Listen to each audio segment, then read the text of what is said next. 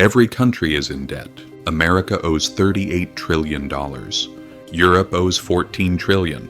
Japan owes $9 trillion. Even oil-rich nations and major exporting powers are facing the same situation. And that brings up a simple question. Why is everyone so deeply in debt? This is where things get even more interesting. Debt shouldn't be seen only as a burden that must be repaid. Almost every aspect of our modern world is shaped by wars, crises, economic struggles, periods of growth. Everything today is built on debt. Have you ever wondered who the world owes money to? To no one. We owe it to ourselves. But of course, that doesn't mean everyone benefits equally. Today, total global debt has surpassed $315 trillion. That's 3 times the size of the entire global economy.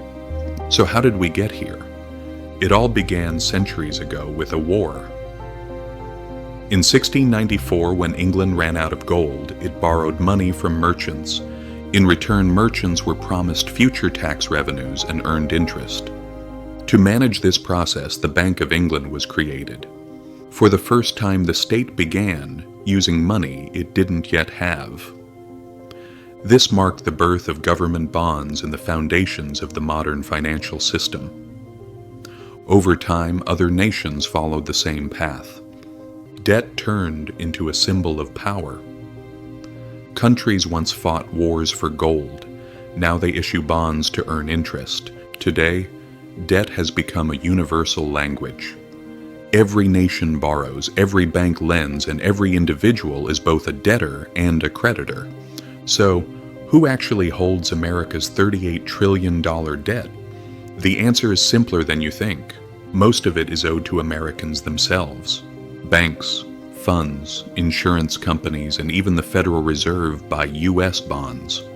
Americans pay taxes. Those taxes return as interest and flow back into their retirement funds. It's a massive loop turning around itself. And this isn't unique to America, it's global. Japan lends to the US lends to Europe through the IMF. Europe lends to developing nations. Those nations then reinvest their reserves into Western bonds. The world is a giant chain of promises. But there's an even bigger power behind this chain, the markets. Markets determine which countries can borrow cheaply and which ones must pay painfully high interest. Markets decide which governments survive and which collapse. Democracy decides who governs. Markets decide who stays standing. And central banks sit at the heart of this system. They don't just manage existing debt, they create new debt and new money. Today, every unit of money is tied to some form of debt. There's no such thing as debt-free money. This system has survived for decades because of trust. As long as people believe governments will continue paying interest, the machine keeps running. But when trust collapses, the consequences are severe. We saw it in Greece, Argentina, Sri Lanka. Nations unable to service their debts fell into deep crisis. Yet the system kept going. Old debts were restructured. New borrowing replaced the old. The cycle never stopped. Because the purpose of this debt is not to be repaid, it's designed to be rolled over indefinitely. Governments don't intend to eliminate their debt. Not in the past, not now, not ever. This isn't a conspiracy. It's economic policy. States manage debt like a subscription. They pay off old loans by issuing new ones. What matters isn't repayment, it's maintaining confidence in the system.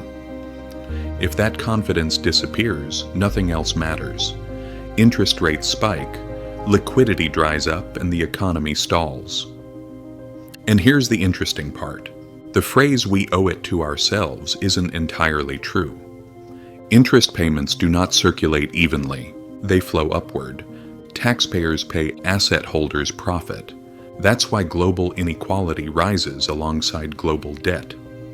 The debt system isn't entirely good or bad. It's a mechanism, one that must keep running. The real problem emerges when the fuel runs out.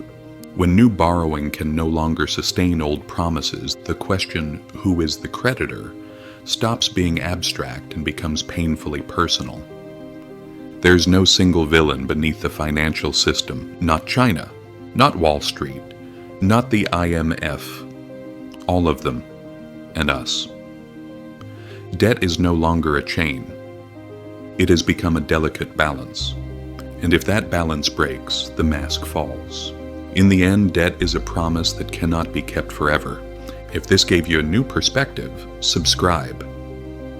History holds the answers, and I'll go you where to look.